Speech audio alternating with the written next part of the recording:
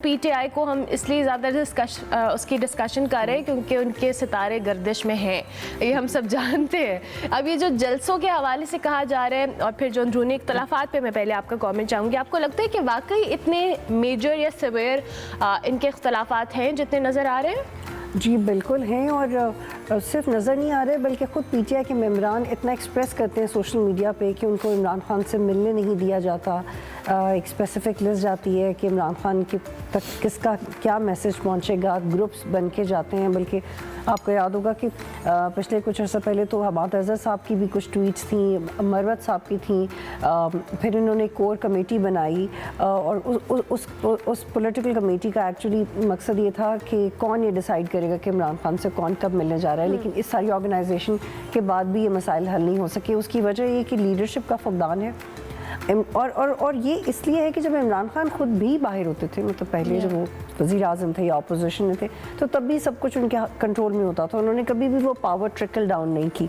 और अब चूंकि वो मंजर यहाँ पे नहीं है तो कोई डिसीजन मेकिंग इसलिए नहीं कर सकता क्योंकि किसी के हाथ में है ही नहीं। तो ये बॉटम लाइन है आपके सवाल की कि पीटीआई में किसी के पास डिसीजन मेकिंग है नहीं, चाहे वो परवेज़ इलाही हो, शाह महमूद कुरैशी हो, कुछ और पीटीआई के पुराने नज़रियाती हों, अली मोहम्मद ख़ान हो, या कुछ नए लोग हों, मरवत साहब हों जो कि वापस जाके बहाल भी हुए। किसी के पास डिसीजन मेकिंग नहीं है, जिसकी वजह से कन्फ्यूजन है। और पीटीआई का वो चेहरा जो पहले सिर्फ नज़रियाती लोगों पे मुश्तमिल होता था, अब वो वकला पे है। और जो वकला हैं उनके पास एक एज है कि वो अपने प्रोफेशन या naturally they have this easy access to get into jail and have meeting with the leader, जिसकी वजह से वो लोग इनसिक्योर भी हैं जो नज़रियाती हैं या जिनकी रसाई नहीं है लीगल पेचीदगियों की वजह से। तो एक तो ये रीज़न है, और दूसरा ये भी एक बहुत बड़ा फैक्ट है, लेट मी से दिस शर्मिला, कि पाकिस्तान तहरीक इंसाफ की इंफॉर्मेशन डिपार्टमेंट में ख़ास तौर पे, और उनका जो इलेक्शन डिपार्टमेंट जो उनका अपना ज़ाती उनकी पार्टी का है, इंट्रा पार्टी है, उसमें कुछ ऐसे लोग हैं जो बड़े दरीना इख्तलाफात रखते रहे हैं पीटीआई से और इमरान खान से ख़ास तौर पे। अभी आप देखें कि किस तरह से सियासी जमातों का मुस्तकबिल चेंज होता है या वक्त कैसे चेंज होता है कि अभी वो लोग बड़ी पोजीशंस में पीटीआई पे बैठे हैं और वो नज़रियाती नहीं है, और इसका एहसास इमरान खान को नहीं है। इमरान खान 2 किताबें लिख चुके हैं अपनी ज़िंदगी पे और अपने सियासी सफ़र पे, लेकिन वो दोनों किताबें पढ़ के आपको ये नहीं समझ आता कि इमरान खान ने कभी मैं ये बहुत ज़िम्मेदारी से कह रही हूँ कि इमरान खान ने कभी ये रियलाइज़ कर लिया हो कि उनके करीब कुछ ऐसे लोग हैं जो उनकी सियासी तौर पे जड़ें काट रहे थे, और इमरान खान ने उन पे यकीन किया, they are very much there. अब वो चाहे आपके लिए मार भी खा लें या अपने पे हमला भी उन पे हो जाए, लेकिन जो पास्ट है उनका आपके साथ, क्या आपको यकीन है कि अब वो आपके बड़े बेहतरीन सियासी रफ़क़ा हैं? He needs to ponder on this point. तो ये 1-2 मैंने आपको कुछ ज़ाविये बताए जिससे आपको अंदाज़ा होगा कि अंदरूनी इख्तलाफात क्यों है। बाकी आप पूछें कि ये ख़त्म कब होंगे, ये तभी ख़त्म होगी जब लीडरशिप का फुकदान ख़त्म होगा। अब आप इससे अंदाज़ा लगाएं कि जब जलसे का जो आपने अभी जिक्र किया है, आपको याद है कि उससे कुछ दिन पहले तक अली अमीन गंडापुर साहब क्या कह रहे थे कि बाय हुक और बाय क्रुक हम ये जलसा करने वाले हैं। इवन जिस दिन जलसा होना था उससे पहले पीटीआई के रहनुमा आए और उन्होंने कहा कि हम ये जलसा हर हाल में करके रहेंगे। जी बिल्कुल। और उसके बाद एकदम से 15 मिनट बाद एक प्रेस कॉन्फ्रेंस आई गया और वो कहा गया कि जी जलसा, और उन्होंने कहा कि वो क्रेन्स साथ लेके आएंगे। उससे पहले कहा कि इस्लामाबाद पे कब्जा कर लेंगे। तो इतना ज़्यादा जो तैयारी, जोश और जज्बा था, वो जब ख़त्म हुआ तो वो कैसे ख़त्म हुआ? अलीमा खान ने कहा कि इन्होंने इमरान खान से गाइडेंस नहीं ली और जलसे का ऐलान ना करने का ऐलान कर दिया। अली अमीन गंडापुर ने कहा कि हमने इंतशार से बचने के लिए इसको कैंसिल कर दिया। इमरान खान की तरफ से बराह रास्त तो कोई ऐसी स्टेटमेंट नहीं आई, लेकिन जो और हमाद अज़हर और फिर उनके वो लोग जो लिटरली रो रहे थे, उन्होंने कहा हम अपनी लीडरशिप को चूड़ियाँ पहना देते हैं। और आप ये देखें कि जब उमर अयूब और गौहर साहब के ख़िलाफ़ भी लोग आए थे, तो वो इसलिए आए थे कि उनका ग्रज ये था कि आप इमरान खान के लिए कुछ कर क्यों नहीं रहे, जो वोटर है, कि आप इमरान खान के लिए क्यों नहीं कर रहे।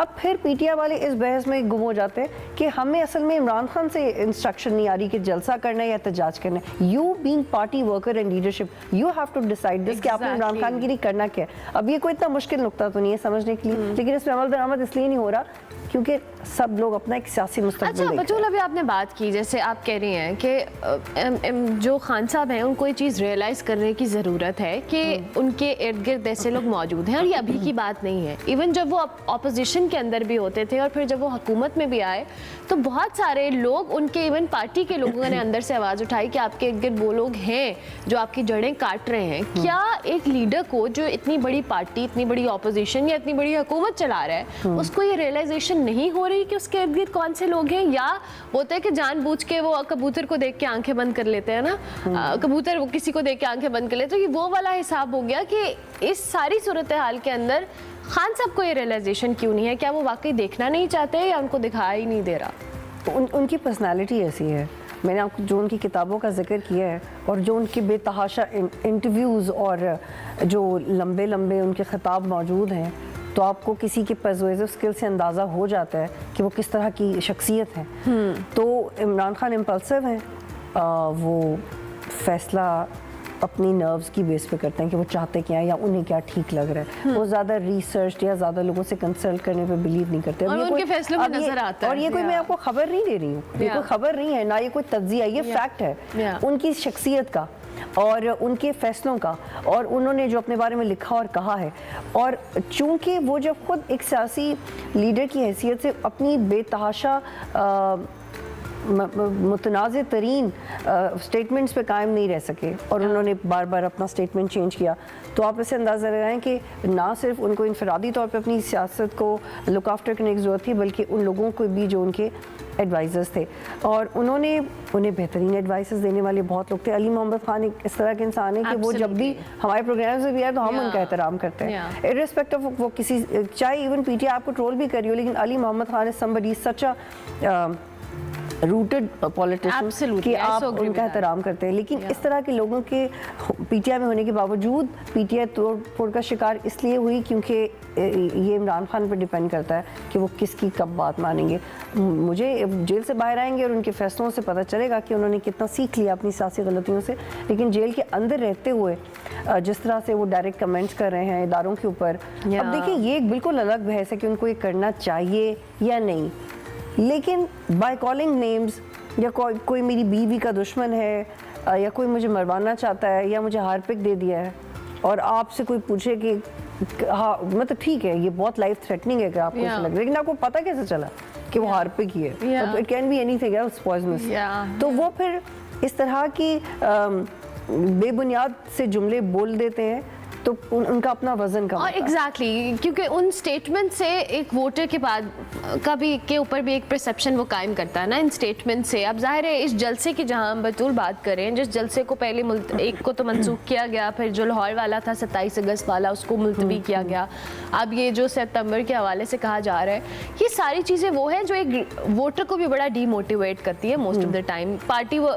इंटरनल पार्टी मैटर्स तो अपनी जगह मौजूद हैं जी, के रहनुमा या उनके जो साथ थे लोग वो कह रहे जी हमें नहीं पता, लेकिन at the end of the day voter पे भी तो इसका असर आ रहा है। तो हाँ बिल्कुल, लेकिन इट्स टू वेज। अब एक तो आप देखें कि पीटीआई खुद एक बाकायदा बयान नहीं जारी कर सकी कि क्या वजह थी जलसा मनसूख या मुलतवी करने की, लेकिन ऑन दी अदर हैंड हमारे पास एक इसका दूसरा रुख ये है कि अगर गवर्नमेंट कह रही है कि इंटेलिजेंस एजेंसीज की कोऑर्डिनेशन की बेस पे ये खबर आई है कि सिक्योरिटी इश्यूज हैं, तो ये एक इत्तेफाक तो नहीं हो सकता ना कि बार बार एक ही वजह है। तो हमें वो भी समझ आता है कि सियासी तौर पे पीटीआई के लिए क्या मसाइल हैं। और फिर इस तरह के कंसर्न्स मुझे याद पड़ा है कि जी ये अपने साथ आंसू गैस लेके आ रहे हैं या इनके साथ पीटीएम शामिल है और SISC शामिल है, वो मजहबी ग्रुप्स या एंटी स्टेट ग्रुप्स शामिल हैं जिसकी वजह से इनका नंबर ऑफ जो नंबर है सीट्स पे बढ़ जाएगा।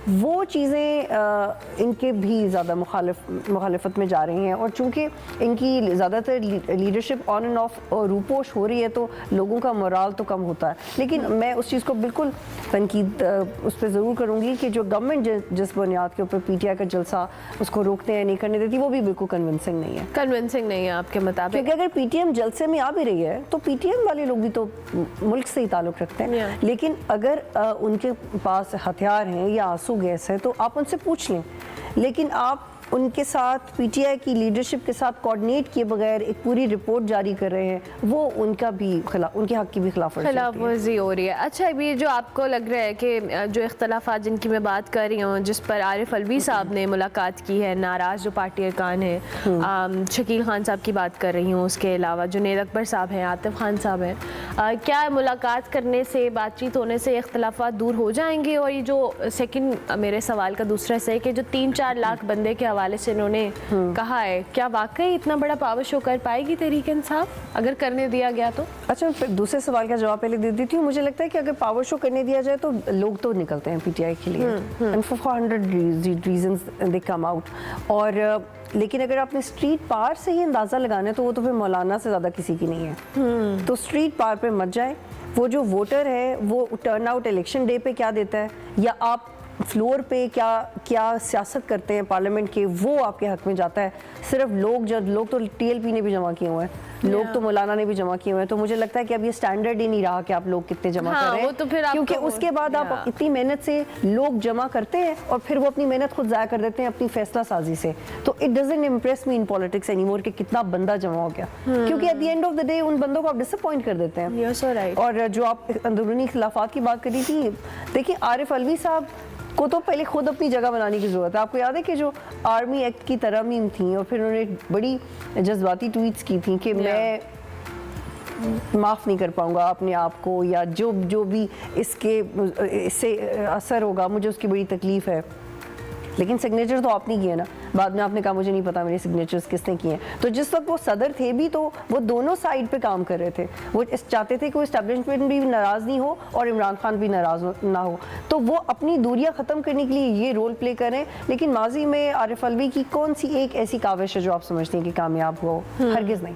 जो काविशें कामयाब हुई थी वो PMLN की तरफ से और पीपल्स पार्टी की तरफ से थी 9 मई से पहले, और वो इतनी इस हद तक कामयाब हो गई थी कि एक इलेक्शन डेट डिसाइड होने पे आ गई थी। लेकिन चूंकि मैंने कहा कि इमरान खान बहुत जल्दी अपने फैसले बदलते हैं फॉर मेनी रीजंस, तो ये सब पलट गया और फिर 9 में हुआ और बाकी आपको पता है। तो Arif Alvi I don't think so that he can play a role. No, you don't think that. अच्छा, ये जो हुकूमत सुप्रीम कोर्ट के जजेस की तादाद बढ़ाने के हवाले से अब कह रही है और इसका आइंदा इजलास में बिल भी पेश किया जाना है, 23 जजेस के हवाले से कह रही है, क्या वाकई ये रियलाइजेशन हुई है कि हमारे अदलिया पे बोझ बहुत ज़्यादा है केसेस का, अदलिया के मामलात का, या वाकई कोई और रीजंस भी हो सकती हैं इसके पीछे? अर्मिला, हमारे जो लोअर कोर्ट्स हैं उसमें आप 35 लाख प्लस केसेस लें लोअर कोर्ट्स में, जिसमें हाई कोर्ट्स भी आते हैं, डिस्ट्रिक्ट कोर्ट्स भी आते हैं। और जो हमारा सुप्रीम कोर्ट है वो तो अल्लाह नजर बद से बचाए कि वो 50,000 पेंडिंग केसेस हैं, और वो यही नंबर है। वो नंबर नीचे नहीं जा रहा ना ऊपर जा रहा। आप देखिए, कमाल देखें कि ना वो नंबर पेंडिंग केसेस इतनी कम तवज्जो है कि ना ऊपर जा रहे हैं या ना नीचे जा रहे हैं। तो दैट वी रियलाइज कि बहुत केसेस पाइल अप हो गए। लेकिन आप ये देखिए कि हो क्यों रहे हैं। ये इसलिए हो रहे हैं क्योंकि आपने कुछ बहुत सारे इररेलेवेंट केसेस भी जमा किए हुए हैं जो आप निपटा सकते हैं, और वो पॉलिटिकली मोटिवेटेड केसेस हैं। मैं पीटीआई के केसेस की बात नहीं कर रही। आप देखें ना, फॉर एग्जांपल किसी की ज़मीन का मामला, आप उसका निपटा क्यों नहीं देते? किसी ने किसी कंपनी को सू किया हुआ है, किसी ने अपने किसी लैंड ओनर को, किसी एग्रीकल्चर की किसी बॉडी को सू किया हुआ है, तो वो आपके स्लो प्रोसेस की वजह से है कि आपके केसेस पेंडिंग है। वो सिर्फ जजेस के ना होने की वजह से नहीं है, वो आपकी प्रायोरिटीज़ की वजह से है। दूसरी बात ये कि जो एडहॉक जजेस होते हैं वो कोई गैर कानूनी काम नहीं है कि एडहॉक जजेस आ रहे हैं। हम जब भी पाकिस्तान की तारीख में देखते हैं तो इस टर्म को लेके हमेशा पॉलिटिकली रिलेट कर दिया जाता है, लेकिन एडहॉक जजेस टेम्परेरीली आते हैं, वो ये जो भी केसेस जमा हुए होते हैं उसको सॉर्ट करते हैं, और and then they go back and they come for a very short time to maybe 2 or 3 years। लेकिन ये सब इस पे ये क्वेश्चनेबल कब हो जाता है? क्वेश्चनेबल तब हो जाता है जब उसकी टाइमिंग कन्विंस नहीं करी होती आपको। अब आपको तभी एडहॉक जजेस क्यों चाहिए जब सारे केसेस पीटीआई के हक में आ रहे हैं इनके फैसले? आपको साइबर क्राइम से रिलेटेड ही क्यों चाहिए? आपको फौजदारी से रिलेटेड ही क्यों चाहिए? या आपको मनी लॉन्ड्रिंग से रिलेटेड एक्सपर्टीज़ का जज क्यों चाहिए? तो ये सारी वो बातें हैं जो आपको समझ आती हैं। तो एडहॉक जजेस की अपॉइंटमेंट गलत नहीं है, उसकी टाइमिंग और जो प्रेशर आ रहा है वो क्वेश्चनेबल है। और दूसरा है कि जो एडहॉक जजेस की अपॉइंटमेंट में जुडिशल एक बॉडी होती है उसमें जो ज़्यादातर जजेस हैं वो ऑलरेडी उनका एक नेचुरल इंक्लिनेशन कह लें या प्रोफेशनल इंक्लिनेशन कह लें, it is towards PMLN. That is why we sense this biasness, और मैं ये जिम्मेदारी से कह रही हूँ. और एडहॉक जजेस का जो नंबर आपने बात किया कि ओवरऑल नंबर्स क्यों बढ़ा रहे हैं, ओवरऑल नंबर्स इसलिए बढ़ा रहे हैं कि जब मखसूस नशिस्तों का फैसला आया था तो 8-5 से आया था. तो वो जो 8 जजेस हैं उनको किसी तरह कंट्रोल करना है, क्योंकि बंदयाल कोर्ट को भी जब कंट्रोल करने की कोशिश की PDM गवर्नमेंट ने, तो उन्होंने अपने दौर के अवाखिर में प्रैक्टिस एंड प्रोसीजर बिल लेके आया था, जिसके बाद 84(3) को कंट्रोल किया या ये कंट्रोल करने की कोशिश की कि बेंचेस कब बनेंगे, और वो बहुत समझ में भी आता था.